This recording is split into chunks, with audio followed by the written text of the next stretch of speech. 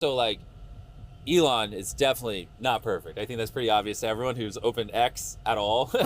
He's saying some days just batshit crazy stuff.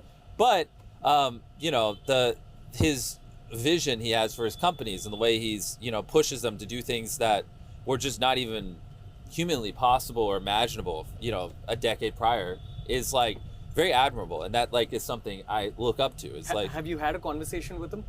yeah, briefly at the Super Bowl.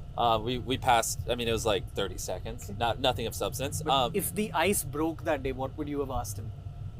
Honestly, I would just want to know, like, I would love to just talk to him about Mars and like realistically, talk to him for 5 hours of like, how does he see it happening, playing out over the next 20 years, Right. getting us to Mars, what do you actually think will happen, and the timelines and that stuff. He talks about it publicly, but I'd love to hear his raw and filtered brain on that.